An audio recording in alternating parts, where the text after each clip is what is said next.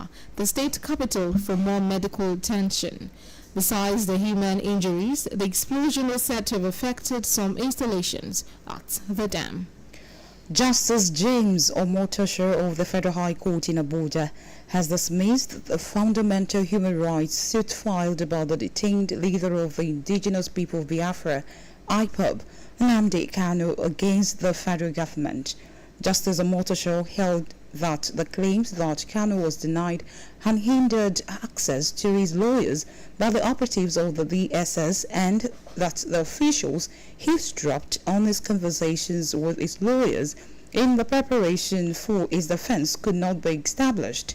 Kanu sued the Attorney General of the Federation and the Department of State Services, DSS, for 1 billion naira in damages for alleged rights violations. The IPOB leader, through his lawyer, Aloy Ejimako, had sued the Federal Republic of Nigeria, Attorney General of the Federation, DSS, and its DG as first to fourth respondents, respectively. The Nigeria Customs Service said its operatives intercepted 9 containers carrying offensive items, including arms, ammunition, illicit drugs, and second-hand clothes worth 13.9 billion naira. The Comptroller General NCS Adewale Adeniyi disclosed this today while addressing journalists in Onaport, Rivers State. Adeniyi said one of the containers, which originated from Turkey, based on the number of risk factors associated with the importation, became subject of interest to the service. According to him, the importer tried to circumvent the procedure through the outlet of a private bonded terminal. The NCS boss stated that the duty paid value of the container was 4.2 billion naira. He added that 3 suspects were arrested in connection with the seizures after securing a detention warrant from a competent court of justice. Adeniyi also added that on the other containers, officers intercepted 8 pieces of 40-foot containers transiting from a bonded terminal. Operatives of the National Drug Law Enforcement Agency (NDLEA) have intercepted 6,125 cartons of codeine syrup containing more than 1 million bottles of opioid worth over 7.35 billion naira in street value at the Port Harcourt Ports Complex on Rivers State. According to a statement issued by the spokesman of the Anti-Narcotics Agency, Femi Babafemi, the seizure was made from 6 containers and was the third of such in the past 4 weeks. He noted that the success was recorded following credible intelligence and diligent tracking of the consignment from the point of departure by Special Operations Unit of NDLEA, which worked in partnership with the Port Harcourt Port Command of the agency and other security agencies, including the Customs Service, for 100% joint examination of the targeted containers. Abafemi said at the end of the joint examination of 6 containers, a total of 6,125 cartons containing over 1 million codeine syrup were recovered.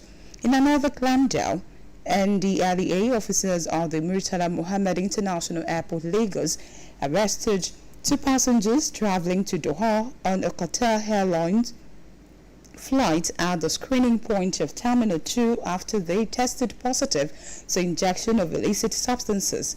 The suspects, Aikomo Daniel alias Oladapo Olarewaju and Ayigoro Wahid Omobolaji, were thereafter taken into observatory custody. Abafemi said while Daniel excreted a total of 90 wraps of cocaine, weighing 1.022 kilograms in 6 excretions, Ayigoro discharged 60 wraps of the same class A substance with a total weight of 662 grams in 5 ejections. He said further investigation revealed that Aikomon Daniel actually stole the identity of his late uncle, who was once based in Germany, a decision he claimed he took to get sojourn visa to enable him free access to Europe, while his real name is Oladapo Olarewaju. The Lagos State Commissioner for Health, Professor Akin Abayomi, has disclosed that 25 cases of severe gastroenteritis confirmed to be caused by cholera were reported at Kirikiri Medium Security Prison. The development was against the claim by the Nigerian Correctional Service on June 26, 2024, that the custodial centers nationwide were free of cholera. The NCS spokesman had stated that the routine hygienic measures put in place in the correctional centers had helped to keep cholera out. However, the Director of Public Affairs, Lagos State Ministry of Health, Tuwosun Ogunbanwo, the Commissioner, reported a small outbreak of 25 cases of severe gastroenteritis confirmed to be caused by cholera.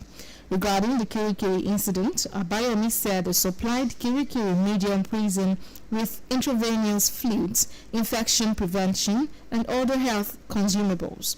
The Commissioner said there was no need for the public to panic and expressed optimism that with continued collaboration, vigilance, and commitment from all stakeholders, the state would take decisive actions to combat and control cholera.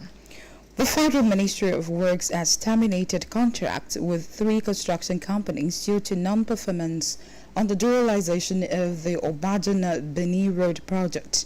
According to a statement today by the Special Advisor Media to the Minister of Works, Oji Uchenna, the termination was necessary due to the inordinate delay and failure of the companies to fulfill their contractual obligations. The Minister David Umahi directed engineers to take over the sites and measure the work done to facilitate the takeover from the companies. He noted that the contracts worth billions of naira were awarded in 2012 but were abandoned by the contractors, leaving road users to suffer due to the deplorable condition of the road. The minister warned that the government will not tolerate acts of unseriousness and sabotage by contractors, stating that going forward, all funded but not performing contracts shall be terminated.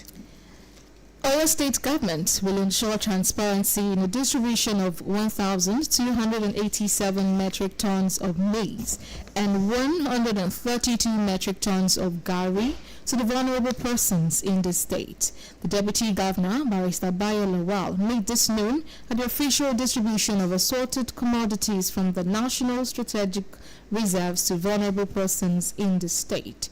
BCOS reporter Olaniposi Ishola was at the Agodi Secretariat venue of the distribution. His report. The increase in the price of essential commodities, especially food items, has probably prompted the federal government to commence distribution of assorted commodities from the National Strategic Reserve to vulnerable persons in Oyo State. Flagging off the distribution of the items, the Deputy Governor, Barrister Bayo Lawal, said the state and federal government will continue to work harmoniously to reduce poverty and increase in the price of food items. The number 2 man in the state assured that the assorted commodities will be effectively distributed to vulnerable persons across the 33 local governments in the state.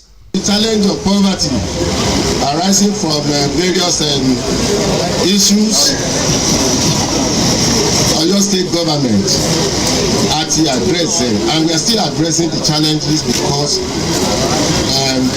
sefa àti kòsíta eléyìí tó dé ètò ṣáájú ni pé lórí pé a yọ ìrànlọ́wọ́ epo ní Nàìjíríà kí ni ìjọba láti ṣe we quickly put something to ameliorate the real challenge of the poverty that came along with the removal of subsidy. So sefa àti ṣe ó ìtún lọ ní. So this is just a tip of the iceberg. The Oyo State government, through deliberate intention, is addressing poverty in our midst. Also, in his remarks, the Director General, National Emergency Management Agency, NEMA, Subaida Omar, who was represented by the Zonal Director, Stephen Adewale, said the distribution was part of the federal government's efforts toward reducing high cost of food items in the state. That in fulfillment of his promise to reduce the impact of the current economic downturn being experienced in the country in line with the renewed hope agenda, Mr. President approved the release of 42,000 metric tons of assorted food commodities from the National Strategic Reserve under the custody of the Federal Ministry of Agriculture and Food Security. Other stakeholders who spoke at the event, including Commissioner for Local Government and Chieftaincy Matters, Mr. Ademola Ojo, representatives of Council Chairman Timothy Oyedokun, and traditional rulers, commended both state and federal government for their various initiatives aimed at reducing hunger in the state. So thank you to the state and the federal government for this laudable project. About 1,287 metric tons of maize, which is equivalent to 25,720 bags of 50 kg, while 132 metric tons of gari, equivalent to 5,280 bags of 25 kg, is expected to be distributed to vulnerable persons in the state. Olamikbosi Ishola, BCOS News. Oyo state government is mobilizing and motivating relevant stakeholders at ensuring that maximum economic potentials in the solid mineral sector is enhanced in the overall interest of the people of the state. The Director General Oyo State's Mineral Development Agency, Honorable Abiodun, stated this when it led heads of various security and mining agencies and fact-finding missions to the various roads being piled by illegal miners in the northeastern part of the state. Staff reporter Adebayo Abdurafi was on the entourage of the team. He files in the details. The team, led by the Director General Oyo State Mineral Development Agency, Honorable Abiodun Oni, had the State Commandant, Nigeria Security and Civil Defense Corps, NSCDC, Oyo State Command, Mr. Augustine Padonu, the Conservator of Park, Oyo State, Mr. Teslim Adeniyi, the Director General, Operation Burst, Colonel Oladipo Ajibola, retired. Others included the Oyo State Commandant, Amotekun Corps, Colonel Olayinka Olayanju, Special Advisor to the Governor on Migration and Homeland Security, Mr. Shegun Adegoke, Zonal Representative of the Federal Mining, as well as the General Manager of Oyo State Solid Mineral Development Agency, Mrs. Olufunke Omidiran, speaking during the visitations to some of the identified transit camps of the illegal miners. The Director General of Oyo State Mineral Development Agency, Honorable Abiodun Oni, disclosed that the state is more determined than ever at curbing the activities of illegal miners, raping the state and the federal government of the possible revenue from solid minerals.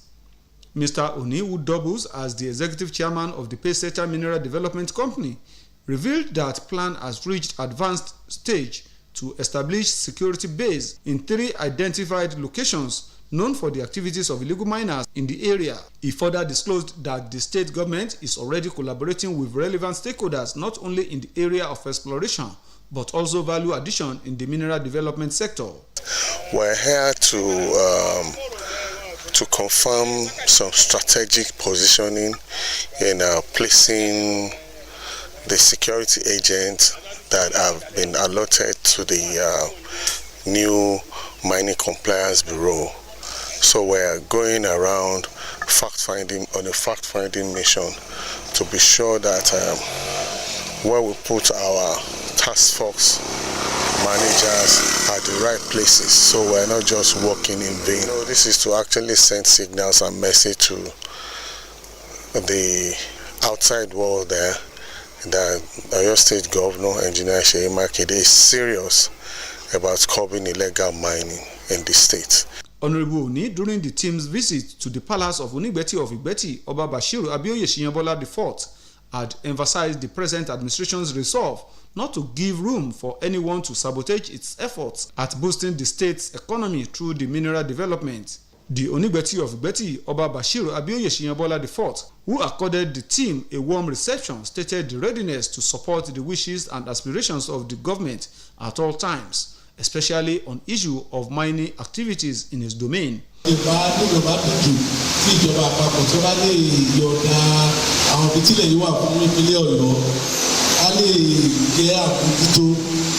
ṣùgbọ́n níbi tí máìlì bá ti wà tí ọba ti sí control ìlọ́tọ̀ security kan máa wà níbẹ̀ so ìgbésẹ̀ tí ìjọba ìpínlẹ̀ Ọ̀yọ́ gbé ìgbésẹ̀ tó dáa pọ̀ gbogbo tí ọba lè wà ní ìkápá wa náà láti lè fi kó ìjọba lẹ́yìn láti lè ṣàṣeyọrí àṣeyẹyẹ mò ń ṣèlérí pé ìlú mi wà máa dúró ti ìjọba ìpínlẹ̀ Ọ̀yọ́ lóró ẹ̀.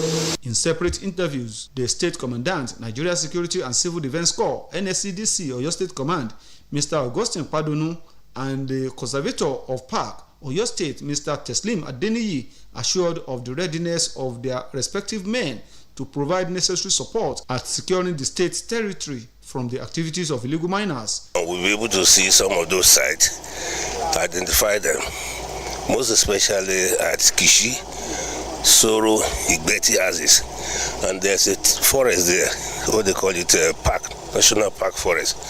That is the art where the illegal mining are happening. And we've assessed it. Look at the entry and the exit of the road to make sure that we did not allow this illegal miner to have access inside the mining site, either come out from the mining site. Just to appeal for us to battle and fight the cause. The tour took the team to various locations known for the activities of illegal miners, including Soro in the Rekpo local government area, Pere, Igbori and Babaro in Olorunshogo local government area, as well as Alapa town in Asa local government area of Kwara State, among others. Adebayo Abdurafi, BCOS News. This broadcast of Newscope comes to you from the Broadcasting Corporation of Oyo State, Ibadan. Away from Oyo State to Rivers State, the Rivers State Independent Electoral Commission, ROISIEC, has announced that it has fixed the date to conduct local government elections in the state for October 5th. The Commission today released its guidelines in view of the conduct of the cancelled elections in the state.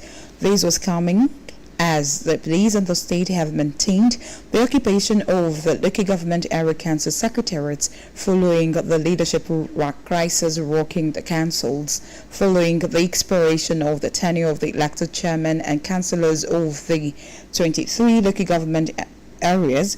The governor of the state, Siminalayi Fubara, inaugurated caretaker committees pending the conduct of the council elections. However, the development had sparked protest by the outgoing chairman loyal to the Minister of the Federal Capital Territory, Yesam Wike, who are insisting that the Martins Amawile-led State Assembly had extended the tenure by 6 months in the repealed local government administration law of the state. Back to Oyo State. Motivated by the giant strides of Governor Seyi Makinde administration in all aspects of governance, the Ibadan Descendants Development Union IDDU Canada has presented medical items to the Adeoyo Maternity Teaching Hospital, Ibadan. The medical items were received by the State Commissioner for Health, Dr. Oluwaserimi Ajetumobi, at the conference room. And consistent financial and material support from IDDU Canada. He noted that the various improvements being witnessed in every aspect of governance since inception of the Governor Seyi Makinde-led administration had remained a motivating factor for the group to do more. In the last 2 years, we distributed a lot of food items in several locations in Canada, right? And we do go to shelters whereby we have people that need support in terms of food and clothing. So all this we do consistently, and as part of our objective in promoting the social and economic well-being of our people. This year we are having a very big event in Canada. We call it Ibadan Day, whereby we do a fundraising to have Ibadan House, which of course will help us to integrate our Ibadan people that come to Canada. Presenting the items on behalf of the group, Barrister Idiat Busari said the event coincided with the celebration of the founding of Canada, which holds every 1st of July since 1887, when the country was founded. Receiving the medical items, the State Commissioner for Health, Dr. Oluwaserimi Ajetumobi, said the gesture will help in no small measure at aiding the plight of the less privileged who patronize the facility. This year's one, it's much more, in the sense that they donated movable theatre lights, which will help in the delivery as well as for patients that need cesarean sections in theatre. We see some of our indigent patients that will come, they don't have anything. And it now owns on the doctor, the nurses to contribute for them or to be running here and there to be able to make sure that they have safe delivery. So these packs given to them will go a long way to assisting this set of people. Also corroborating the commissioner's comments, the chairman of your State Hospital Management Board, Magaji Akinfagbemi, lauded the IDDU Canada for the gesture, charging others in diaspora to follow suit. We want to use this opportunity again to appeal to our people in diaspora to also look at this good gesture, to look back home and also donate their wisdom, donate their facilities to help the people down home. The occasion had in attendance permanent secretaries in the Ministry of Health, the Chief Medical Director at the Oyo Maternity Teaching Hospital, Yemetu, Dr. Ladipo Aremu, and the Chairman of your State Local Government Pensions Board, Honorable Hakim Ige, among others. Adebayo Abdurafi, BCOS News. And on the foreign scene, the Ukrainian authorities today reported that it averted a coup attempt in Ukraine. The SBU intelligence service and prosecutors had said that an anonymous group had attempted to mount provocations in Kyiv on Sunday when the country marks Constitution Day. An anonymous report said that the coup planned to occupy parliament during a demonstration and set up a provisional government. The SBU intelligence investigation preceded that 4 men who were detained are being investigated over weapons and ammunition seized during the course of action. The suspects could face up to 10 years minimum in prison if found guilty. The investigation is being led by the authorities in Ivano-Frankivsk in the west of Ukraine. A security zone is emerged around the government's quarter in Kyiv, where access and the right to demonstrate have been restricted.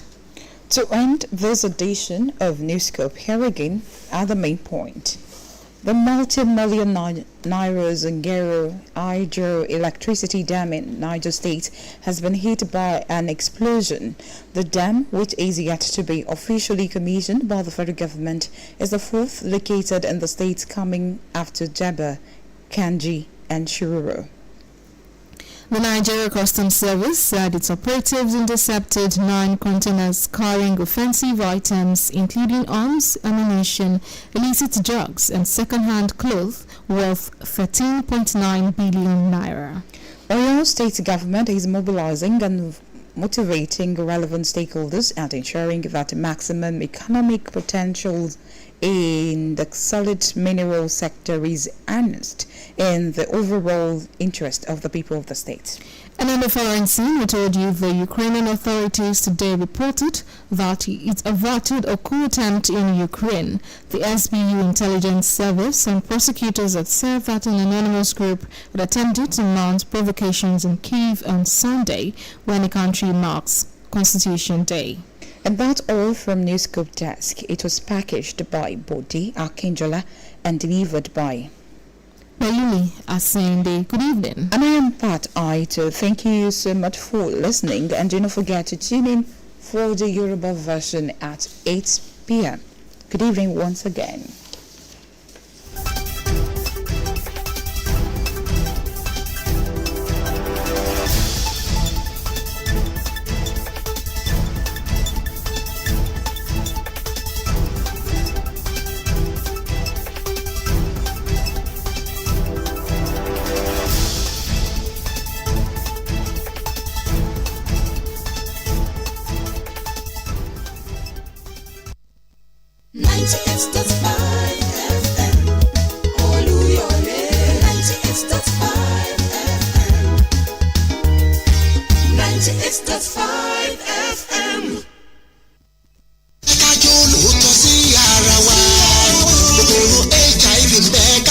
ètò awílele ètò gbogbo wa tá a ti máa ń ní àǹfààní jíròrò lórí ohun gbogbo tó bá ní òun ṣe pẹ̀lú kòkòrò HIV àti àrùn AIDS lórí ìkànnì Olúyọ̀lé FM 98.5 Ìbàdàn àti Òkè Ògùn FM 96.3 Alága lẹ́ẹ̀kan náà ní gbogbo ọjọ́ ìṣẹ́gun bẹ̀rẹ̀ láago 4 sáago 5 ìrọ̀lẹ́ láti máa ń jíròrò lórí gbogbo tó bá ta kókó bó ṣe kan àwọn àgbà ọ̀dọ́langba àti àwọn ọmọdé bẹ́ẹ̀ bá ti ń pè sórí ètò bẹ́ẹ̀ lẹ́ẹ̀ máa ní àǹfààní máa dán àwọn ìbéèrè lórí ìjíròrò wa lẹ́yìn márùn-ún ó sì máa fi àwọn ẹ̀bùn tó jọjú ṣèfàjẹ́ àjọ tó ń ṣe kò kárí ohun gbogbo tó ní òun ṣe pẹ̀lú kòkòrò HIV àti àrùn AIDS ní ìpínlẹ̀ Ọ̀yọ́ State Agency for the Control of.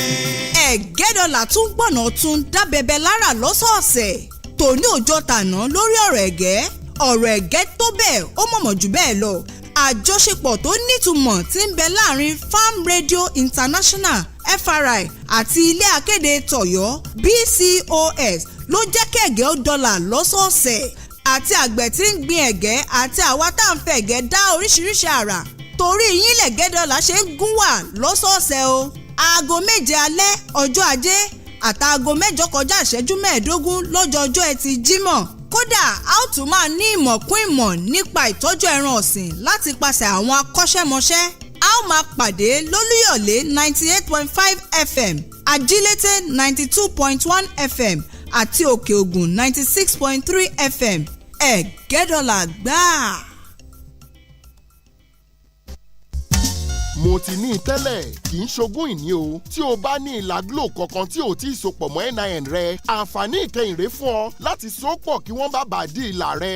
bẹ́ẹ̀ ni o àjọ Nigerian Communication Commission NCC ti sọ pé tí o bá ti so NIN rẹ pọ̀ mọ́ ìlà Glo rẹ wọ́n máa di ìlà rẹ ni o sì ní ìkànsíra ẹni mọ́ o ní lè ṣe okòwò ọjà rẹ lórí ẹ̀rọ ìbánisọ̀rọ̀ rẹ o ní lè pè tàbí gba ìpè ṣe àtẹ̀ránṣẹ́ tàbí ṣíṣe àyẹ̀wò iye tó kù nínú àpò ìkówósí rẹ torí náà má jẹ́ kó já ẹ kúrò tẹ *996# báyìí tàbí kí o rìn lọ sí ibùsọ̀ Glo tàbí ọ̀dọ̀ àwọn aṣojú tí ń ṣe ìforúkọsílẹ̀ síìmù tí ó bá súnmọ́ ọ láti so NIN rẹ pọ̀ mọ́ ìlà Glo rẹ kí o sì wà digbí lórí ìlà rẹ títí láé tí o bá sì ní NIN kàn lọ sí ọ́fíìsì NIMC nítòsí rẹ láti ṣètò tiẹ̀ rántí ọ̀fẹ́ ní ìforúkọsílẹ̀ síìmù o. Glo Unlimited.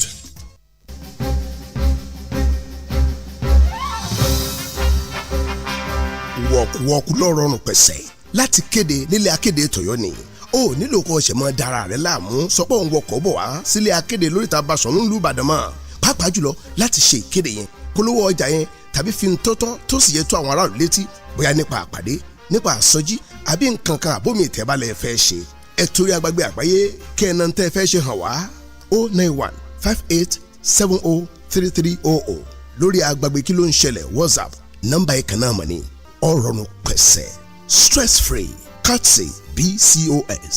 You don't have to stress yourself coming down to Ilé Akéde Oríta Basọ̀rún Ìbàdàn again to make that announcement or place that advert.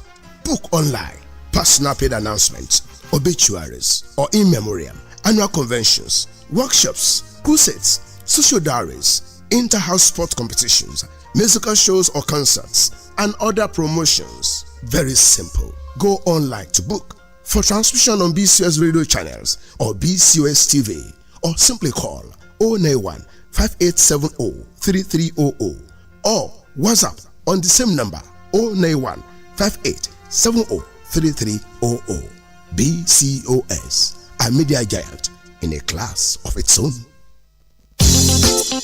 Nurse, mo máa rí ìpè yín láìpẹ́ yìí, ṣé àlàáfíà ni Ayọ̀ wà? Níṣe ni olùkọ́ Ayọ̀ ní kó máa lọ sílé ìwòsàn ní gbogbo ìgbà nítorí ikọ́ rẹ̀ tí ò dáwọ́ dúró rárá.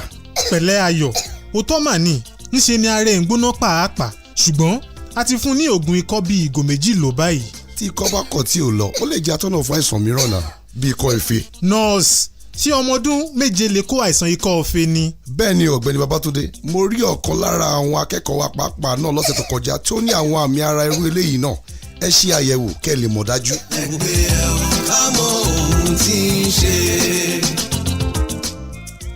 Àwọn ọmọdé náà lè ní àìsàn ikọ́ ife tí wọ́n bá ti ní ìfararora pẹ̀lú ẹni tó ní àìsàn ikọ́ ife. Ọ̀fẹ́ ni àyẹ̀wò àti ìtọ́jú àìsàn ikọ́ ife ẹ pe nọ́mbà yìí. èyí wá láti ọ̀dọ̀ àjọ tó ń mójútó.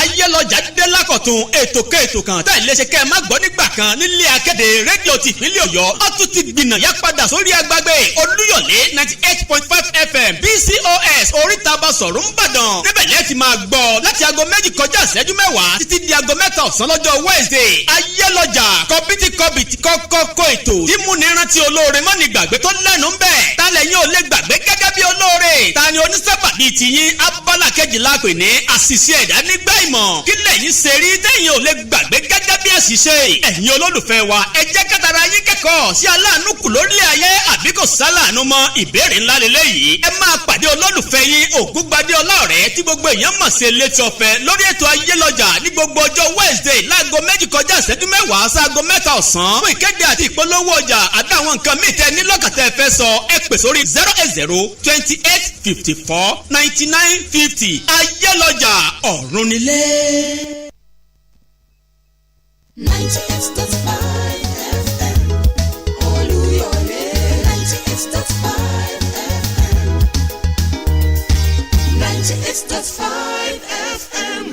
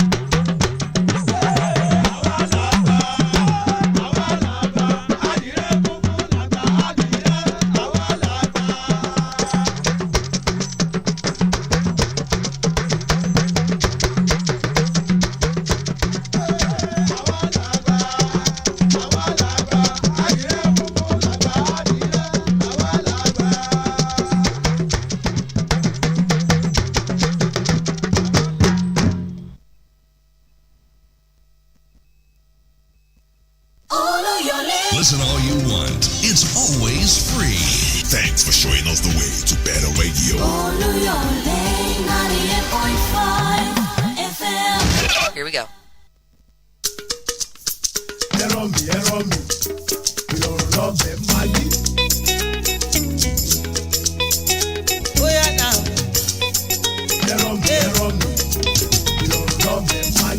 Ẹbí mi kọ́ pé mo lówó. No be my power, say I buy house yo. Ẹbí mi kọ́ pé mo lọ́lá o. Olúwa ló fún mi lọ́mọ o.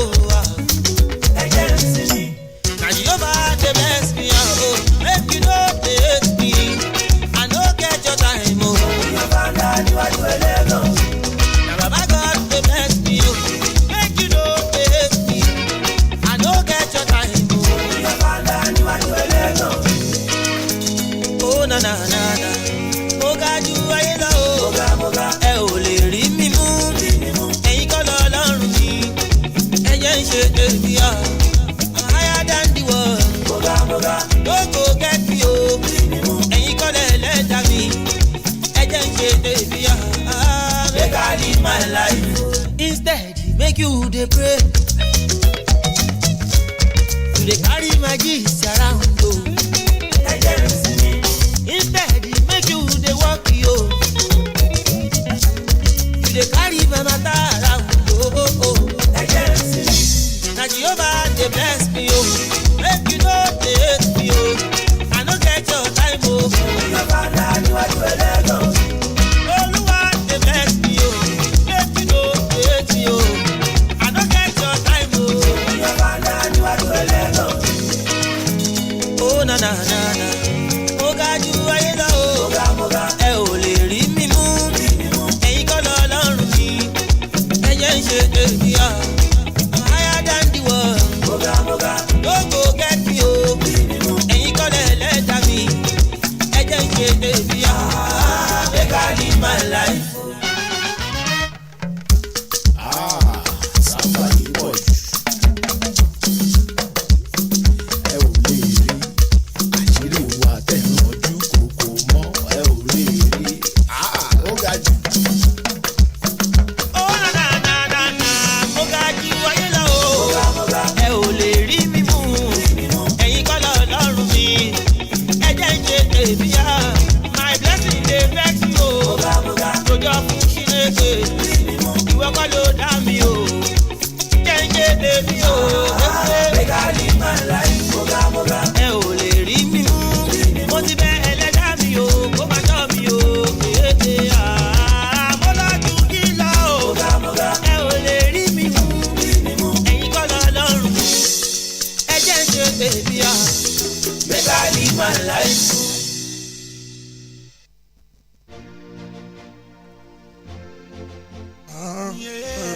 Ribi, nice.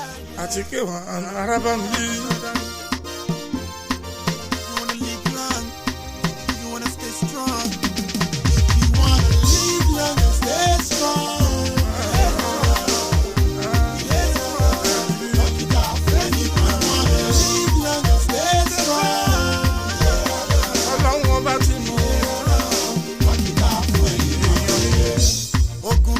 Afúnni ni wọ́n sọ, olóyún abẹ́rẹ́, láì ṣiṣẹ́ abẹ, ewé ń jẹ́, ogun jẹ́. Má ṣe lògùn without doctor's prescription. Mo ń tẹnumọ́, call on doctor's attention if you need solution. Mo ń tẹnumọ́. Too much is given, much is expected. Ìlera lọ́rọ̀, ìlera lọ́rọ̀.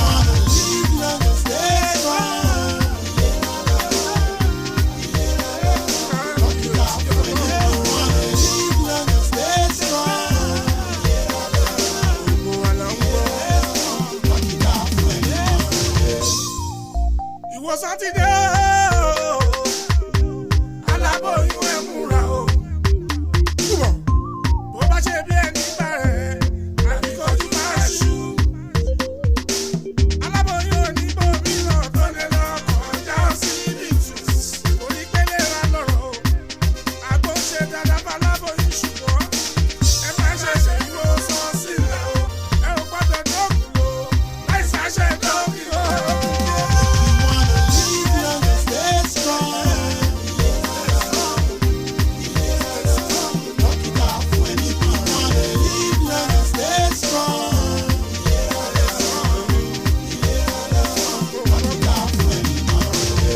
Ìmọ́tótó ló lè ṣẹ́gun àrùn gbogbo.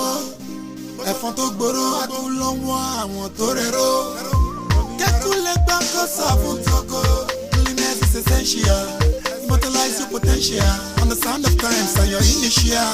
Mọ́tótó borí àrùn mọ́lẹ̀. Àṣẹ ní ká ṣe lọ́jú. Àyíká aláboyún máa ń bá. Bẹ̀rẹ̀ aláboyún ẹ̀ fọwọ́ wọ́wọ́. Ẹ jẹ́ ká ṣètọ́jú àyíká aláboyún. You wanna live long and stay strong.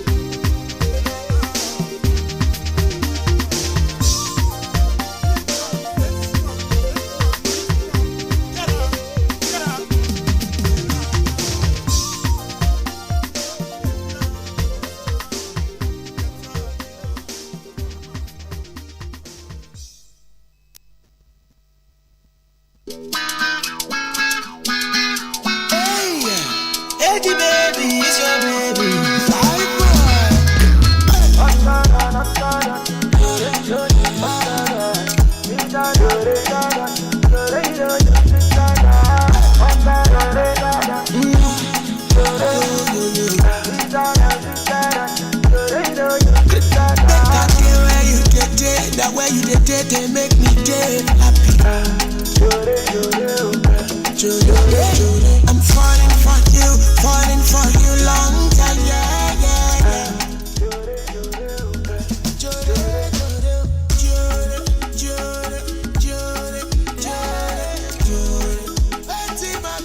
I'm in love and I'm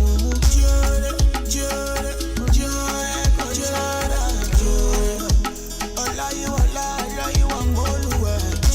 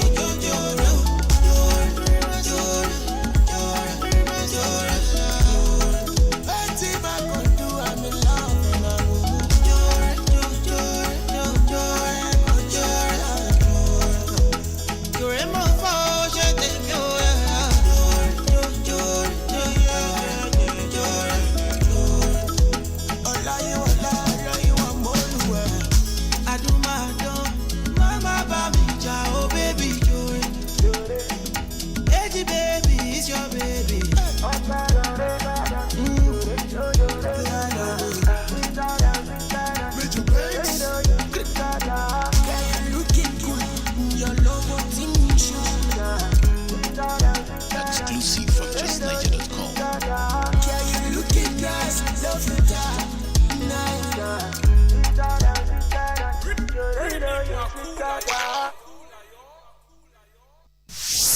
Àmì òjèjì rédíò tí ó láfiwé Olúyọ̀lé FM àwa ni bàbá. Òwe lẹṣin ọ̀rọ̀, ọ̀rọ̀ lẹṣin òwe. Ọ̀rọ̀ bá sọnù, òwe là ó fi wá. Àtòwé àtàṣàyàn ọ̀rọ̀ tẹ́ mẹ́kàn lu èdè pátá, afẹ́tú gbogbo rẹ̀ gbà ó. Ọ̀rọ̀ bá sọnù, òwe là ó fi wá. Àwa la kọ́jẹ́ bàbá òwe. Àwa la kọ́jẹ́ bàbá. Ìtọ́rọ̀ ṣe kéré, ìmọ̀ yìí ṣẹ̀gbẹ́ ẹ̀kọ́ bọ̀. Àwa la kọ́jẹ́ bàbá. Òbúrò àgọ́ níbalẹ̀ tí bá wọn rókògó. Ọ̀parọ́. Àjàbalẹ̀ àmì ìgìgì ìkìnkìn. Òdodo ọ̀rọ̀. Ọ̀pá sọ̀rọ̀ nìkan níbalẹ̀ tí mi wòrò tí dún bí agogo. Kò sí rọ́ńbẹ́. Ẹnìkan gbọ́dọ̀ fi àjà kéde ìlú láéláé. Àgọ́ tí rókògó. Tí rókògó lọ bá fi pe gbogbo èèyàn sá ààfin. Àtúndé lónìí gbogbo ọmọ ọdún tọ́jà ìwà. Òdúró bèrè olúmọ́lá ọmọ náà kẹsẹ́ mo gbé gbà wọ. Ìwọ bùjọ́ mi lójú olójó ń sọ. Bó tiẹ̀ jẹ́ pápẹ́ mẹ́ta ò sí mọ́ lásìkò tá a wà. Ìwọ ńláńlá làjọ ń gbé fúnra wa.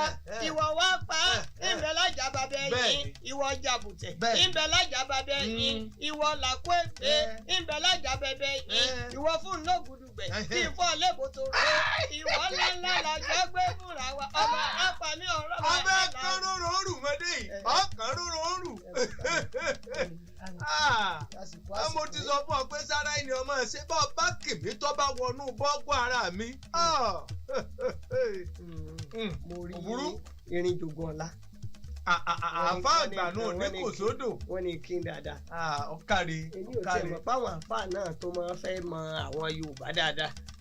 Ọmọ pé èdè ni béèyàn bá jinlẹ̀ nínú Yorùbá bẹ́ẹ̀ ni ó ṣe jinlẹ̀ nínú kéwú. Ní tí wọ́n ní kí n bá ń béèrè ìtumọ̀ èmi gan wọ́n ní ọjọ́ kan là á ṣèbàjẹ́. Ojú ti rèé tán láéláé. Ojú ti rẹ̀ kì í tán láéláé. Bẹ́ẹ̀ni tàbí ká sọ pé ojoojúmọ́ lójú ti ni. Ọjọ́ kan là á ṣèbàjẹ́ ojoojúmọ́ lójú ti ni tàbí ojú ti rẹ̀ kì í tán láéláé kò sí ètò owó sí iwájú tó wí. Ẹ wá làkóyè mi. Ọ̀kàrẹ̀ ìbá bàbá mi alàgbàsùpọ̀ kò ṣeé mọ̀ ní. Aládìtú òwe ọjọ́ kan là á ṣèbàjẹ́ ọ̀pọ̀ ọgbà míì ntótó jọ tí Yorùbá fi wéra wọn ní ìbàjẹ́ ọjọ́ kan kò tán lógún ọdún nǹkan kan náà lọ́jọ́ gbé lọ. ẹnì ṣe béèyàn bá jọ ọmọ tó ẹni tó lìdílé tó lóko sọ̀sùmọ̀ pé gbajúmọ̀ làbùkù máa wá ká. Bẹ́ẹ̀ ni mo máa gbọ́. Aṣọ funfun lepo máa wá kí. Nígbà téèyàn bá ṣèwà àbàjẹ́ ntí ọ̀dà là á pè níwà àbàjẹ́. Ìwà tí ọ̀dà. Ẹ̀ẹ̀kan náà ló ṣe o.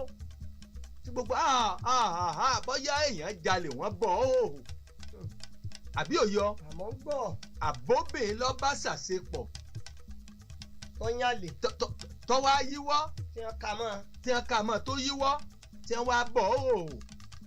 Sọ́mọ̀ pé bàjẹ́ tó ṣeun ó lè mọ́ dédé ẹ̀ mọ́ láéláé ìbàjẹ́ ọjọ́ kan nu ojú títì rẹ̀ ò ní tán láéláé torí pé gbogbo nítorí ọ̀dà gbogbo àwọn tí wọ́n rí ìṣẹ̀lẹ̀ níjọ́ náà wọn ò lè gbàgbé bàbá tí a mọ̀ pé lè mọ̀ yọmọ bí ó ti mọ̀ sára fún rèé bí ó ti mọ̀ sára fún rèé ìní pété kéèyàn ọmọ hùwà àbàjẹ́ kéèyàn ọmọ hùwà àkà téèyàn bá hùwà tí ọ̀dà sẹ́nìkan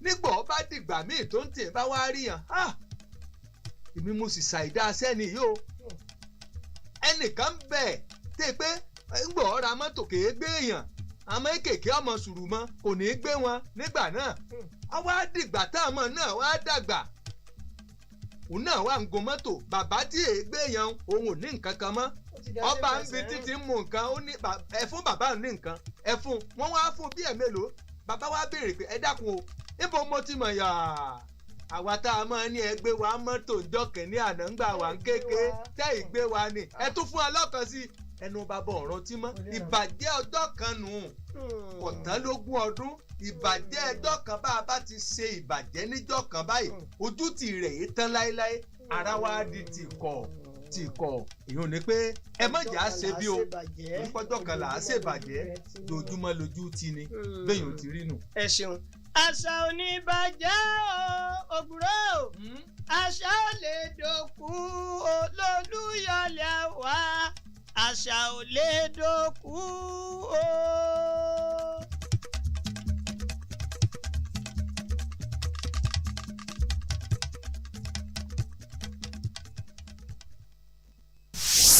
àmì òjèjì rédíò tí ó láfiwé Olúyọ̀lé FM àwa ni bàbá. ẹgẹ́ dọ́là tẹ́ ò bá mọ̀ kẹ́tẹ́ ti gbọ́ lágùdáre lọ́wọ́ olóko tó wù ní jọjọ ẹgẹ́ ti sọ ní dọ́lọ́rọ̀ ẹ̀yọ́ra yé.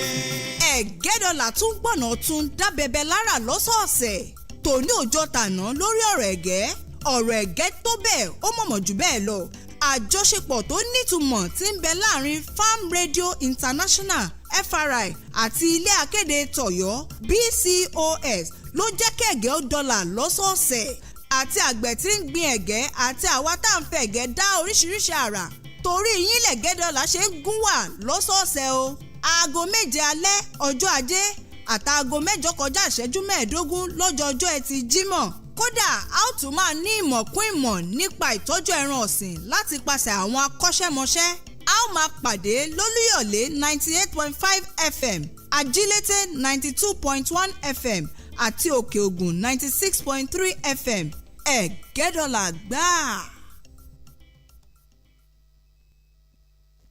ẹ ká jó lóòótọ́ sí ara wa kòkòrò HIV ń bẹ ká ṣọ́. ètò awílele ètò gbogbo wa tá a ti máa ń ní àǹfààní jíròrò lórí ohun gbogbo tó bá ní òun ṣe pẹ̀lú kòkòrò HIV àti àrùn AIDS lórí ìkànnì Olúyọ̀lé FM 98.5 Ìbàdàn àti Òkè-Ògùn FM 96.3 Alága lẹ́ẹ̀kan náà ní gbogbo ọjọ́ ìṣẹ́gun bẹ̀rẹ̀ láago 4 sáago 5 ìrọ̀lẹ́ láti máa ń jíròrò lórí gbogbo tó bá ta kókó bó ṣe kan àwọn àgbà ọ̀dọ́langba àti àwọn ọmọdé bẹ́ẹ̀ bá ti ń pè sórí ètò bẹ́ẹ̀ lẹ́ẹ̀ máa ní àǹfààní máa dán àwọn ìbéèrè lórí ìjíròrò wa lẹ́yìn márùn-ún ó sì máa fi àwọn ẹ̀bùn tó jọjú ṣèfàjẹ́ àjọ tó ń ṣe kò kárí ohun gbogbo tó ní òun ṣe pẹ̀lú kòkòrò HIV àti àrùn AIDS ní ìpínlẹ̀ Ọ̀yọ́ State Agency for the Control of AIDS OISACA ló ṣe onígbọ̀wé ètò awílele Èyítáyọ̀ Olúṣọlá Táyọ̀táyọ̀ látọ́kùn ètò awílele ní gbogbo ọjọ́ ìṣẹ́gun bẹ̀rẹ̀ láago 4 sí aago 5 ìrọ̀lẹ́ iṣẹ́ ti yá o ẹ jẹ́ ká jọ ṣe kí ìtànkálẹ̀ kòkòrò HIV àti àrùn AIDS di ohun gbàgbé láwùjọ wa.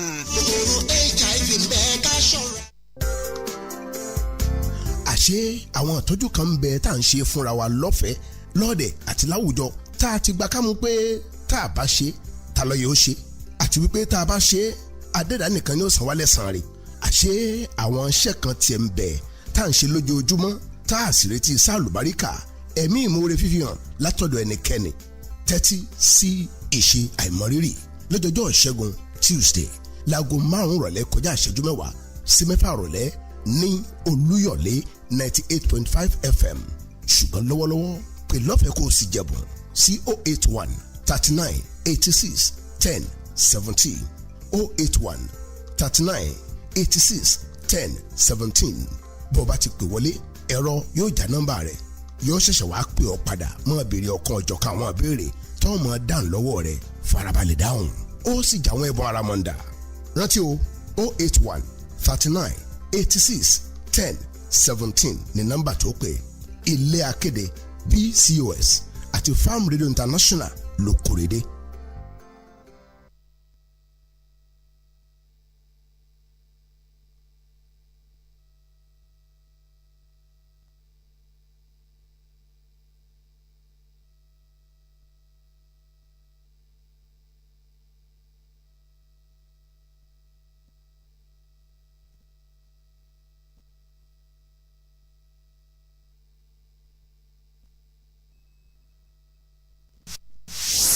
àmì òjèjì rédíò tí ó láfiwé Olúyọ̀lé FM àwa ni bàbá. Allahu akbar Allah. أكبر الله أكبر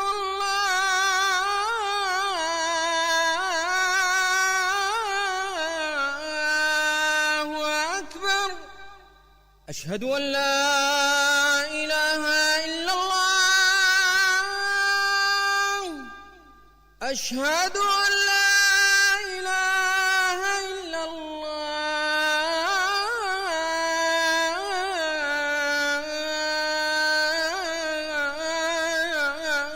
الله أشهد أن محمد رسول الله أشهد أن محمد رسول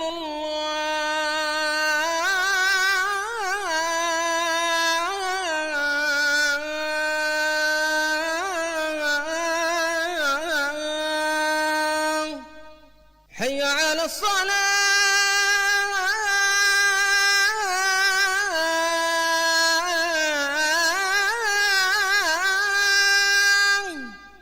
حي على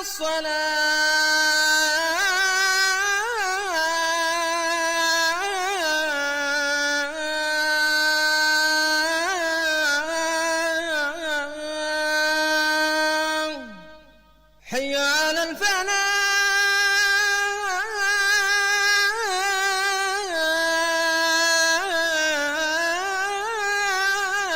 الفلاح حي على الفلاح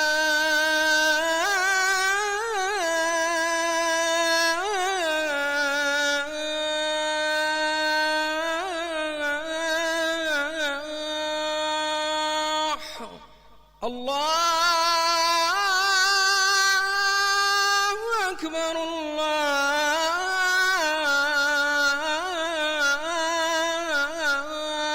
الله أكبر لا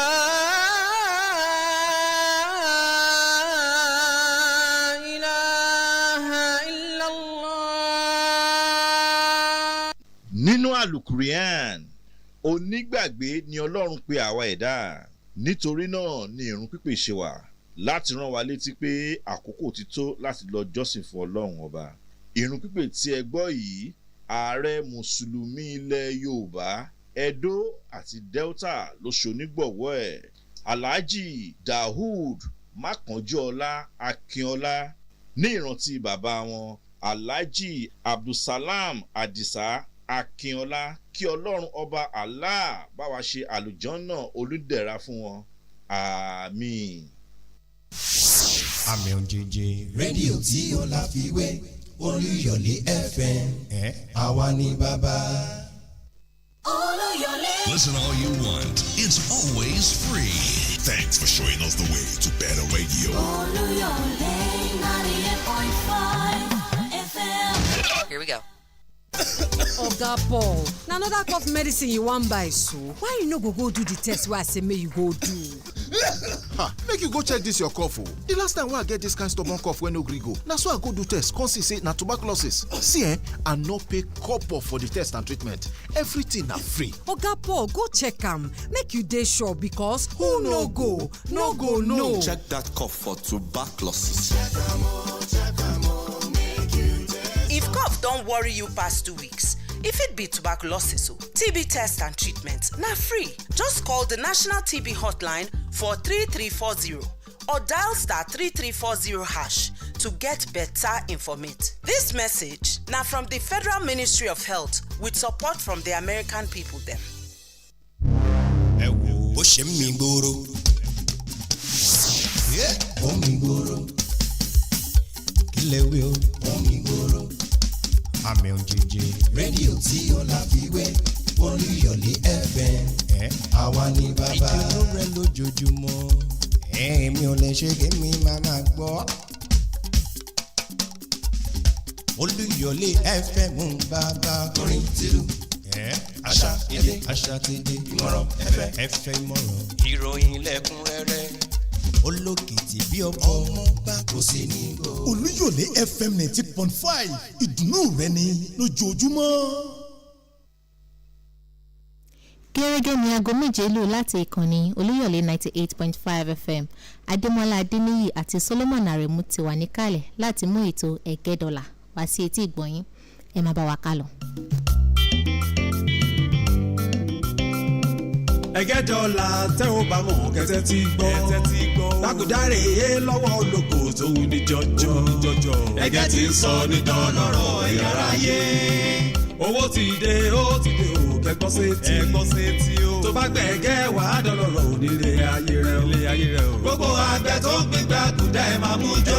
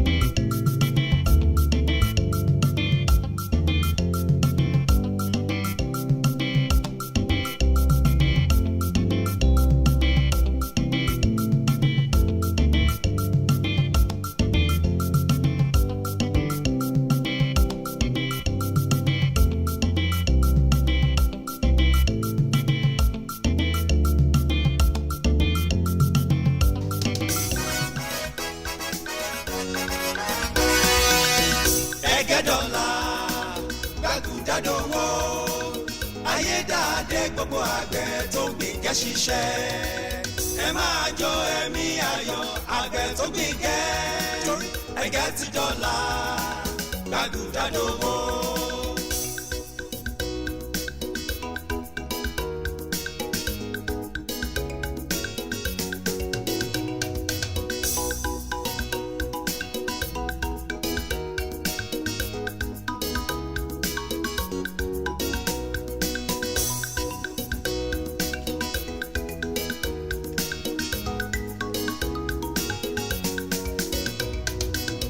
gbàgùdà ọ̀dọ́là òdòwó gbàgùdà dòwó ẹni ẹ bá ní ọ̀rọ̀ ti gbàgùdà òtòrò ẹ sọ fún un pé ó ń pa ilá sí ẹnu lásán ni. ògbórajà mo ti sọ̀rọ̀ kan fún àìsàn aláìpẹ́ kó o tó wọlé mo ní ẹ tètè fa okùn ṣòkòtò yín kó lè ẹ̀yin abiyamọ o ẹ̀yin lára tí ẹ̀yin abiyamọ ayé ẹ̀yin abiyamọ ayé o lára tí mo mú wá lálẹ́ tòní tó wà lára àròyìn ó lé kí n ka o ó lé kí n ka o. tí ó ń pe àkíyèsí wa sí pé ká sán ṣòkòtò wa gírí o. nígbà tí àwa ń tẹnumọ́ níjọ́ kìíní àná pé ẹ̀gẹ́ tẹ́ǹpẹ́ ń gbìn ín lulẹ̀ kò lulẹ̀ mọ́ o.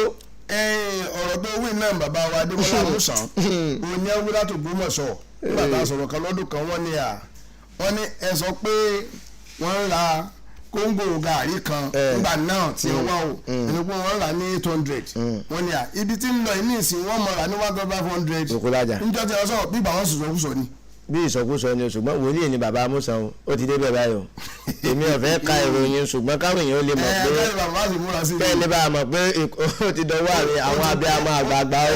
ẹ̀yà àgbààgbà yẹ ẹ̀yà àgbààgbà o. ẹ dákun ẹ dá sí kinní yìí o. ẹ má jẹ́ kí ìjà ó ṣẹlẹ̀ láàrin ọ̀rọ̀ àtayé. torí tí wọ́n ní wọ́n rí látàrí ẹ̀gẹ́ kan báyìí ní ìsìn tí àwọn iléeṣẹ́ kan tó ti fẹ́ mọ tó ti ń kówó lé lójú méjèèjì wọ́n ló ṣe é ṣe kọ́mọ̀jà àwọn gàárì ó ti rí nǹkan tí wọ́n èèyàn gàárì mọ́. ntú wọn ní láti ara ẹ̀gẹ́ tí wọ́n fẹ́ kó lé. wọ́n tẹ̀ tí wọ́n ti rí tipẹ́tipẹ́ wọ́n wá láwọn iléeṣẹ́ tí wọ́n tún wá ń lò báyìí wọ́n wá pọ̀ sí dáadáa wọ́n wá náà ń káwọn olóko mọ́ oko ní ìsinmi pé dákun kí àníyé tẹ́ ẹ bá fẹ́ ta ẹ̀gẹ́ yìí ẹ̀ta mẹ́rẹ̀ ìtẹ́lẹ̀ àwọn gàárì ọlọ́sẹ̀ máa yọ ẹ dákun bàbá ọkọ mi ká tó yẹwò yíyan ká tó yẹwò ṣẹ ká tó yẹ àwọn eléyìí wọ́n ní wọ́n wọ́n náà ń kówó lè tààràtààrà. ẹ kó lẹ̀ àkókò lé lulẹ̀ mọ́. mo lulẹ̀ bò. mo ní oṣù lulẹ̀ bò. àfa àwọn oní ẹjọ́ ànábì oní ẹjọ́. wàláì. kò lulẹ̀ mọ́. ọ̀rọ̀ bàbá amúsọ̀ ti sẹ́ o. ọ̀dọ̀ bẹ́ẹ̀. ó ti jẹ́ ọ̀dọ̀ là gidi lọ. àsìkò rẹ ti ń padà oko. mo ti ń pè wọ́n lóko pé wọ́n dàpọ̀ ara àwọn lẹ́mí tí mo tẹ́mi náà ló nílẹ̀ sá o. ẹ bá ń wá ọ̀nà láti resuscitate lẹ́mí padà fún màárùn mọ́. fún màárùn lóko. yóò bá wá wò wọ́n ní ọyẹ́ ni ó kìlọ̀ fún onítòbí ẹyọ kan ẹni ọba ní òwò tó ẹrù ẹni a sọ fún pé èyí tí èyí tán ná ìwọ̀nba tiẹ̀ tí ó nílò lóhùn ẹ wá dúró tí ń jẹ́ ìlàtàrí ẹ̀gẹ́ ọ̀pọ̀ èyí tá a mọ̀ àtàwọn nǹkan mìíràn tá a mọ̀ ẹ̀gẹ́ wúlò títí ó wúlò dé àwọn ilé iṣẹ́ gbogbo tí wọ́n ń ṣe oògùn ìbò tá à ń lò ó wúlò títí ó wúlò délé àwọn ilé iṣẹ́ gbogbo tí wọ́n ń ṣe ọ̀kan ọ̀jọ̀kan àwọn ọtí tajútajú wọ́n mú ẹ̀tánọ̀ jáde láti bẹ̀ ẹ̀gẹ́ wúlò títí ó wúlò délé ẹ̀ṣẹ́ àwọn tó ń ṣe táàsì tá à ń fi ìsásọ ẹ̀gẹ́ wúlò títí ó wúlò lórí tapioca ẹ̀gẹ́ tó wá wúlò títí ó tún wúlò débi wípé wọ́n ti fi ṣe custard ó ti tún di custard báyìí ó tún wọ oúnjẹ ẹran báyìí o nítòsí jẹ́ alógún lórí ètò ẹ̀gẹ́ dọ́là ó ní láti pe àkíyèsí wa sí ó ní láti rọ kálukú wa pé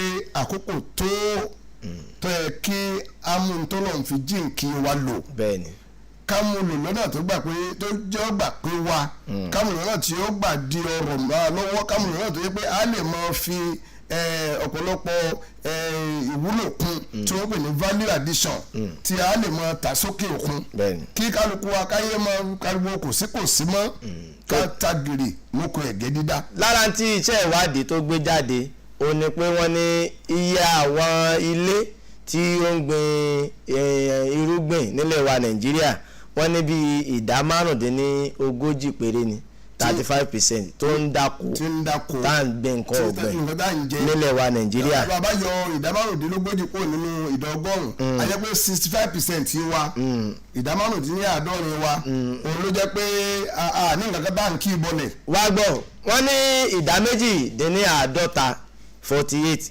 òun wá ní àwọn àgbẹ̀ tí ń sin nǹkan ọ̀sìn.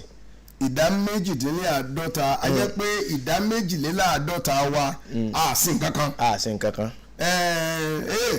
ọmọ ẹlẹ́wọ̀n ẹ bá bàǹgẹ́ ní 5,000 èló lẹ́pàá díẹ̀ yìí ọ̀pọ̀lọpọ̀ wa jẹ́ pé ìdá wa 52% wa ibi kára lórí ìgbàlá wa a sin kankan. kókó rẹ̀ wàá rè kúkúlájà àwọn tí ń sin nǹkan ọ̀sìn pọ̀ ju àwọn tí ń gbin nǹkan ọ̀gbìn lọ.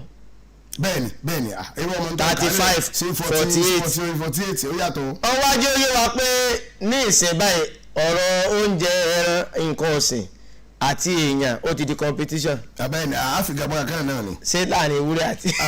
kódà gan àwọn èèyàn bá màálù àwọn èèyàn gan àbá màálù. táwọn èèyàn ní máa gbóúnjẹ lẹ́nu màálù àbólẹ̀ ọ̀dà ni. àbí kí màálù kan máa gbóúnjẹ lẹ́nu wa.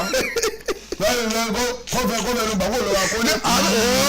tí n bá sọ ní ìkúrà tí n bá gbà wọ́n gbọ́n sọ́yìn. bí màálù bá sì wò yẹn làkọ̀làkọ̀ lákọ̀ọ́kọ́ tó fi bẹ́ẹ̀rì mọ́ lójú. tó fojú bú olówó ẹ̀. tó tún bú ọ̀rẹ́ kejì tó tún fi bẹ́ẹ̀ wàhálà má dúró. fúnra ẹ̀ ló mú gánà wò. má dúró. olóyè ọgbọ́dọ̀ kan yẹn. kókó rẹ̀ ni pé tọ́ wọn ní ó ṣe ti kọjá pé ọ̀nà tá à ń gbà tá a fi ń pèsè ẹ̀gẹ́ wọn látún gbọdọ̀ pọ̀ sí ni o torí àwọn ìwádìí tí mo rí lọ́jọ́ tòní olóje máa tẹnumọ́ fún wa pé tán ọ̀rọ̀ wa nílẹ̀ Nàìjíríà ó ti kúrò ní ó ń bọ̀ àwọn ládẹ́ẹ̀dẹ́ ojú la gbọ́dọ̀ mú tó báyìí o kódà ní àpapọ̀ gbogbo ọmọ orílẹ̀-èdè Nàìjíríà wọ́n ní àwọn ilé tí wọ́n ṣe àkójọpọ̀ rẹ̀ pé à ń dáko wọ́n ní mílíọ̀nù lọ́nà 40 ó lé díẹ̀ ní àwa èèyàn àti irúgbìn ni o àti sísìn ni o tá à ń dáko mílíọ̀nù ilé tó jẹ́ mílíọ̀nù bẹ́ẹ̀ ni household. láti inú mélòó wọ́n pè. láti inú àwa àmọ̀lé nígbà mílíọ̀nù. bẹ́ẹ̀ náà ní gba mílíọ̀nù. láti inú gba mílíọ̀nù. àwa tí à ń ṣe tá à ń gbé. kálọ́ pé ìdá kan èèyàn àwa ni ń bọ́ gbogbo èèyàn àtẹ̀rẹ́kù àtẹ̀yàn ìdá kan péré tó arúgbó Ọlọ́run gbogbo àwọn tí à ń ṣe yìí à ṣe nítorí nǹkan míì níta ń ṣe náà ni pé a fi ń pe àkíyèsí wa sí ká tọ́ bó ti tọ́ ká ṣe bó ti yẹ a fi ń pe àkíyèsí wa sí pé pẹ̀lú àtìlẹyìn Ọlọ́run àti àwọn tí Ọlọ́run kọ ayé lé lọ́wọ́ àti àwọn tí wọ́n yẹn sùn tí wọ́n yẹn wo tí ojoojúmọ́ ni wọ́n fi ń ṣèwádìí wọ́n kó ọ̀pọ̀lọpọ̀ àwọn iléeṣẹ́ ìwádìí wọn ò sùn wọn wo ẹgbẹ́yẹ ọ̀pọ̀lọpọ̀ àwọn ọ̀mọ̀wé lọ́kùnrin lóbìnrin láti bá pàdé lórí ìpèsè oúnjẹ ọ̀gbìn ní ọ̀sìn ní pápá jùlọ ẹ̀gẹ́ bá wí ẹ̀gẹ́ tí ń bẹ nígboro ayé báyìí. kò tó nǹkan mọ́.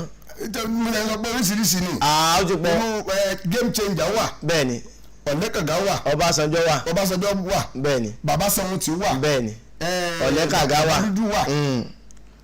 ọ̀kan láàánú pariwo tó tún níwà yìí vitamin A cassava bẹ́ẹ̀ni ẹ̀gẹ́ onífitamin A wà bẹ́ẹ̀ ẹ̀gẹ́ lọ sọ àdàdà lóríṣiríṣi ní báyìí ọlọ ntí àwọn èèyàn bá nílò rẹ̀ fún yẹn fún béèrè ẹ̀gẹ́ báyìí. kò wá sí èyíkéyìí tẹ̀ tiẹ̀ wá gbẹ̀ báyìí tí ò wá ní tí ò wá tiẹ̀ jáwó tí ò wá wúlò tí ò jáwó kò sí. lọ́dọ̀ tó kọjá ńgbà tá a ṣe ètò lọ́sọ̀rọ̀ tí tá a ṣètò lé lórí.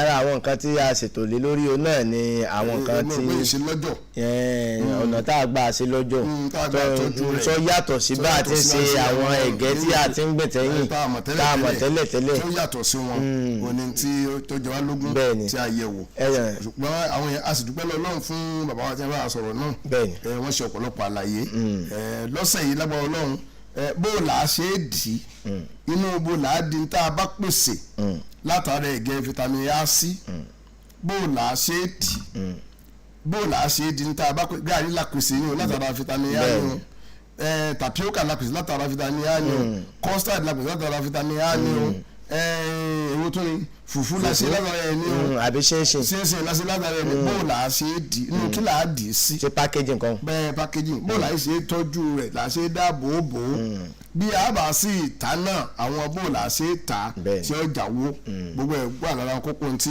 a wò lọ́jọ́ tòní ṣùgbọ́n gẹ́gẹ́ bí ìṣe wa iná wà pé ìròyìn bí sàgbé bá ṣe ń lọ àbí bò ni. ẹ já máa sọ fún yín pé bẹ́ẹ̀ ti ń gbọ́ wa ní Olúyọ̀lé 98.5 FM náà lẹ́ ń gbọ́ wa ní Ajílété 92.1 FM tó kalẹ̀ sí Ògbómọ̀ṣọ́ bẹ́ẹ̀ ni ní Òkè Ògùn 96.3 FM tó kalẹ̀ sí Alága ẹ sì já máa tó sọ fún yín pé ọ̀nà tí ẹ̀gẹ́ gbà pé gbogbo àgbẹ̀ ó ní ẹ̀gẹ́ dọ́là ló gbajúmọ̀ o. kí a sì tó máa fi tó létí wípé pẹ̀lú àtìlẹyìn Ọlọ́run àìdíà tí à ń lò yìí ọgbọ́n tá à ń lò yìí kì í ṣe ọgbọ́n tiwa nìkan Farm Radio International ló pe ìpàdé ọgbọ́n yìí àwọn náà ní ẹ pé àwọn ọ̀jìnì àwọn akọ́ṣẹ́mọṣẹ́ àwọn ọ̀jọ̀gbọ́n láwọn ilé ẹ̀kọ́ ìwádìí àwọn ilé iṣẹ́ ìwádìí gbogbo tí wọ́n ní kí ni wọ́n ń pè nípínlẹ̀ Ọ̀yọ́ tó lámìlaka jù wọ́n ní ẹ̀gẹ́ ni wọ́n sì kọjú sí wa nípínlẹ̀ Ọ̀yọ́ àti ìpínlẹ̀ Ògùn wípé ẹ̀gẹ́ ni ká gbé lárugẹ àwọn ìpínlẹ̀ míì ń bẹ irú Nasarawa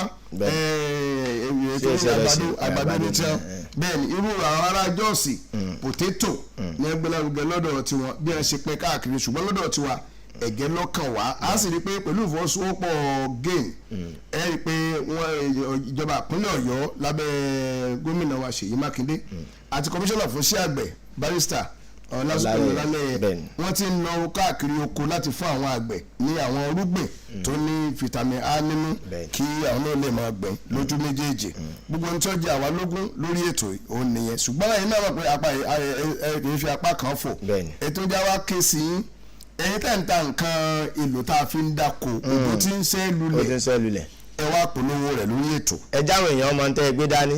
kẹ́míkàlì ń ta ni tí wọ́n fi ń pa epo èyí tí wọ́n fi ń pa kòkòrò ní àbí èyí tí wọ́n fi ń lé àwọn kọlọ̀rọ̀ sí ẹranko ní igbó sẹ́yìn wọ́n mọ̀ súnmọ́ ń tá a gbìn pàápàá jùlọ ẹ̀gẹ́ àwọn kọlọ̀rọ̀ sí ẹranko ní igbó gàmọ́tẹ́ pé ibi bá gbìn ẹ̀gẹ́ sí nìsín wọ́n gbẹ̀rù lọ díẹ̀ ni. wọ́n gbọ́dọ̀ lọ bá yín ibi tí kinní kan bá sodo sí kinní kan lọ. nígbà tí àwọn tí ń bẹ̀rù bá wá lẹ́ẹ̀tẹ́ bá ń lu ẹ̀kẹ́ tí ẹ̀kẹ́ àwọn ọmọ yẹn bá ń ṣe paláhùn. àbí.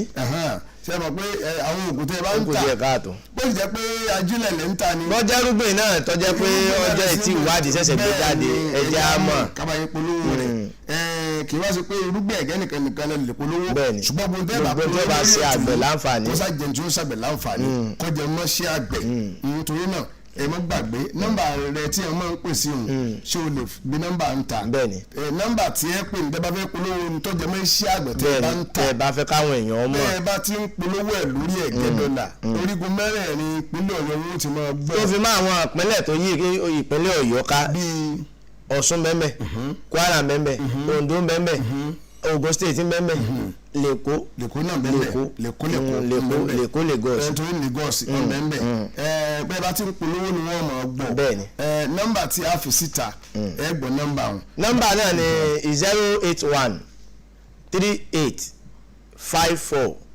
99 48 081 38 54 99 48 lẹ́jà mú lẹ́ẹ̀kan sí 081 38 54 54 99 48 tẹ́ ẹ bá ní nǹkan tẹ́ ẹ fẹ́ ká gbé ọmọ ń pa rẹ̀ ibi bíi ni ẹ ti lè polówó rẹ̀ tí ó kárí ilé kárí oko tẹ́ ẹ bá ń gbọ́ ará àdúgbò tuntun ti dé o iṣẹ́ àgbẹ̀ o lórí iṣẹ́ àgbẹ̀ o tẹ́ ẹ bá fẹ́ tẹ̀ sójú ẹ̀ Olúyọ̀lé ni ẹ wá tẹ́ ẹ dẹ̀ fẹ́ kárúgbó ẹ̀ ní ti kíkà ń ká wàláì Olúyọ̀lé yẹn máa ẹ lè ká bá ẹ lójúṣe alẹ́ kà polówó ọjà olóyè akéde lórí tàbá sọ̀rọ̀ ṣùgbọ́n ayé sùlùdára ẹ ṣe àdúpẹ́. èyí ni ìròyìn Ẹ̀gẹ́dọ̀là fún ti alẹ́ tòní.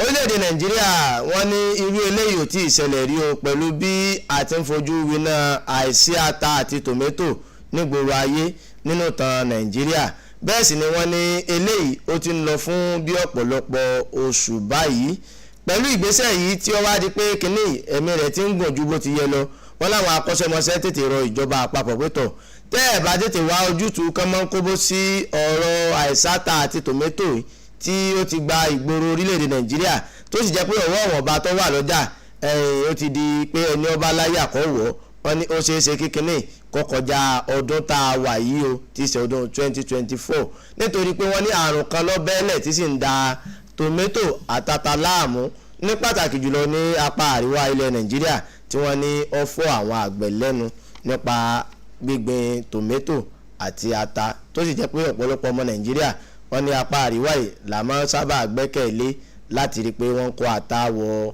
agbègbè yòókù nílẹ̀ Nàìjíríà. ibẹ̀ kòkòrò sì ti bẹ́ẹ̀lẹ̀. ibẹ̀ kòkòrò tí sì jẹ́ tòmátò àti ata ti bẹ́ẹ̀lẹ̀ yìí ṣùgbọ́n wọ́n ní pẹ̀lú ìrànlọ́wọ́ ìjọba àpapọ̀ tí wọ́n bá tètè dìde ó ṣeé ṣe ká kápá rẹ̀ láì tètè dìde wọ́n ní ọyàn ata àti tòmẹ́tò ti ń lọ bí oṣù mélòó báyìí tá a ti ń fojú winá wí wọ́n gógó rẹ̀ báyìí tá a bá wá tó kọ̀ tíjọba ọba tètè gbégbèsè tó tọ́ kòkòrò ládùn wọn ló ṣeé ṣe tó dápá ó dàbí pápá àwọn àgbẹ̀ ọ̀ka kìíní ọ̀hún ìrànlọ́wọ́ ìjọba ni wọ́n lè fi borí kòkòrò ọ̀hún.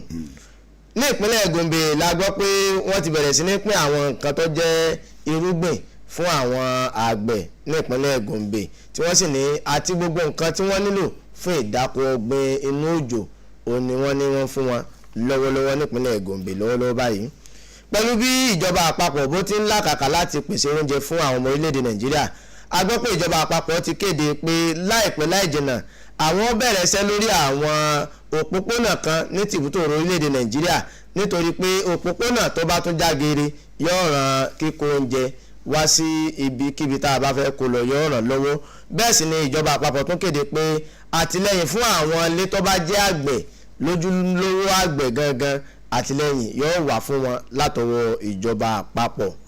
títí wọn bá tó yẹ pé àwọn ìdílé tí wọn mú sí àgbẹ̀ bẹ́ẹ̀ ni tí wọ́n mọ̀ ní Ìbàdàn lọ́kùnkúndùn owó rí àtìlẹ́yìn ìjọba àpapọ̀ bẹ́ẹ̀ ni.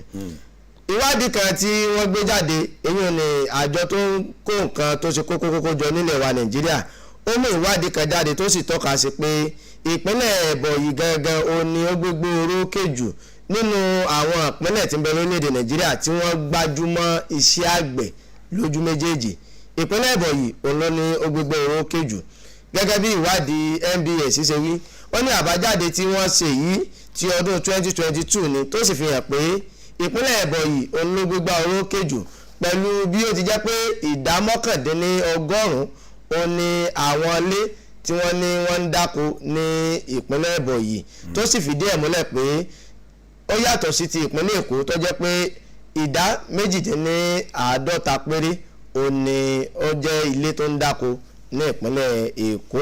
wọ́n ti gbìyànjú lẹ́kọ̀ọ́ náà. wọ́n gbìyànjú ilẹ̀ dà. àbí lórí omi wọ́n mọ̀ gbìn nǹkan sí.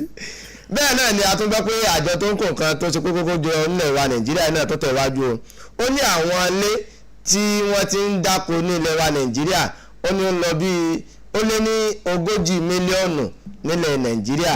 bẹ́ẹ̀ sì ni àbájáde ìwádìí fi hàn pé ìdá 99 ó ní àwọn ilé tó jẹ́ pé wọ́n ń dá oko kágbìn. ìdá 25 ó ní rárá ìdá 52 ó ní àwọn tó ń sin nǹkan ọ̀sìn. bẹ́ẹ̀ tí mo sọ lẹ́ẹ̀kan ìdá 52 ó ní àwọn ilé tí wọ́n sọ. ìdá 45 bẹ́ẹ̀ ni àwọn ni wọ́n bẹ́ẹ̀ ni náà lọ́wọ́ sí nǹkan ọ̀gbìn. bẹ́ẹ̀ ni nínú gbogbo ìdá 52 ó ní àwọn tí ń sin 48% kan 35 kan 35 ní ń gbìn 48 ní ń sìn. bẹ́ẹ̀ ni wọ́n wá ní tí àbá tó wá wọ̀rọ̀ kò fi ṣàdákọ́ jẹ́ pé iye yẹn tí ó máa gbìn tí ó sì tún máa sìn kó wọ́n pọ̀ dáadáa sí wọ́n ní ó ṣeé ṣe ká máa fojú wí náà ilé ìtàn fojú wí náà lọ. lára ibi tẹ́ ẹ̀ ti ń kọ lẹ́tà sí Mr. Onga òun náà ni àjọ ìṣọ̀kan àgbáyé lábẹ́rẹ̀ tí ẹgbẹ́ tó mójútó ọ̀rọ̀ ìpèsè oúnjẹ àti iṣẹ́ àgbẹ̀ ó ní ó ti là á mọ́lẹ̀ ó sì kéde ó ní orílẹ̀-èdè Nàìjíríà òun ló ti jẹ́ orílẹ̀-èdè tí àwọn èèyàn tí wọ́n ń jẹ̀jẹ̀kújẹ bẹ́ẹ̀ pọ̀ jùlọ lágbàáyé. wọ́n kábàánà wa tí wọ́n ká wọ́n tó ṣe ni. orílẹ̀-èdè Nàìjíríà wọ́n ní ó ti ní èèyàn tó pọ̀ jù tí ń jẹ̀jẹ̀kújẹ jù lágbàáyé pẹ̀lú ìwádìí tí wọ́n ní èèyàn tó ń lọ bíi ó lé ní mílíọ̀nù kan ní 30 ó ní àwọn èèyàn tí wọ́n ní wọ́n ń jẹ ìjẹkújẹ ọ̀hún nítorí pé wọ́n ní oúnjẹ tí orílẹ̀-èdè Nàìjíríà ń jẹ lọ́wọ́ yìí kò sí ààbò fún mọ́ bẹ́ẹ̀ ni àwọn tí sara lóore ń bẹ̀ wọ́n ní ó ti díẹ̀ káàtó. ìjẹkújẹ pé àwọn tó sara lóore ni bẹ́ẹ̀ ni àwọn tó sara lóore wọ́n ní òsì bẹ́ẹ̀ mọ́ mílíọ̀nù 31 ó lé díẹ̀ sí ní 31.8 bẹ́ẹ̀ ni 31.8. ẹ jẹ́ pé èèyàn mílíọ̀nù 31 ó ní ẹgbẹ̀rún bẹ́ẹ̀ ni ó ní wọ́n ní ìjẹkújẹ kínú sáàtì kún ni ó ní wọ́n lè ń jẹ bẹ́ẹ̀ ni wọ́n sì ní ó ṣàkóbá fún ìdàgbàsókè àwọn ọmọ pàápàá jùlọ àwọn tó wà ní ìgbèríko tó jẹ́ pé kí wọ́n sáàtì jẹun ni ọ̀rọ̀ pé kí ni yóò gbé wọn lára òun wọn ní kò fi bẹ́ẹ̀ tí ó sara láǹfààní kíkọ́ láti yọ kando àwọn bá ti rọrùn àwọn fi ń ṣiṣẹ́ àwọn sáà fi ń ṣiṣẹ́ ọdún kan tí mo lọ sókun kan tí a kọyán fún wa tí a débẹ̀ tí a kọyán báyìí nígbà mo rí ẹ tí a kọ́ lẹ́mu ẹ dákun tàbí mi ò yà tẹ̀yìn nìkan náà mo yà á. ó jẹ́ tó wọ̀ tó máa lẹ́wọ̀n ọmọ sàn ó lè jẹ́ dídí tẹ́bù láàárọ̀ náà wọ́n tó bú lọ sí lálẹ́. tẹ̀yìn nìkan mo lè ní nìkan àwọn méjèèjì ẹ̀rọ àlejò lè tán. kí mo ṣe láyé bẹ́ẹ̀ lọ fi mí yáwó. wọ́n lọ kó sí ń bẹ lọ́dọ̀ àwọn wọ́n jẹ méjì èlé wọn. àwọn méjì. gómìnà Ọ̀ṣun Adémọ́lá Adélékè ó ti là mọ́lẹ̀ pé èròǹgbà òun ni láti ra àwọn nǹkan tí àgbẹ̀ ń lò láti pín fún àwọn àgbẹ̀ ó sì ní ká àwọn àgbẹ̀ fojú sọ́nà pé láìpẹ́ láì jìnnà katakata táwọn ti rà yóò wọlé sí ìpínlẹ̀ Ọ̀ṣun tí àwọn ó sì rí pé ó wúlò fún àwọn àgbẹ̀. eléyìí tí ó gbẹ̀yìn fún ti abala yìí náà láti gbọ́ pé wọ́n ní owó tí wọ́n ra ẹ̀gẹ́ wọ́n ló ṣeé ṣe kó máa lọ sókè sí o pẹ̀lú bí àwọn iléeṣẹ́ tuntun kan tó ti darapọ̀ mọ́ àwọn tó ń ra ẹ̀gẹ́ nílẹ̀ wa Nàìjíríà bẹ́ẹ̀ wọ́n sì ní àwọn iléeṣẹ́ ọ̀hún wọ́n ní wọ́n ń lò fún ìpèsè ethanol ó ní àwọn iléeṣẹ́ ọ̀hún bẹ́ẹ̀ ni wọ́n ní àwọn iléeṣẹ́ tó ti pọ̀ sí bẹ́ẹ̀ ni wọ́n sì fi ń fà á tí wọ́n lọ ra ẹ̀gẹ́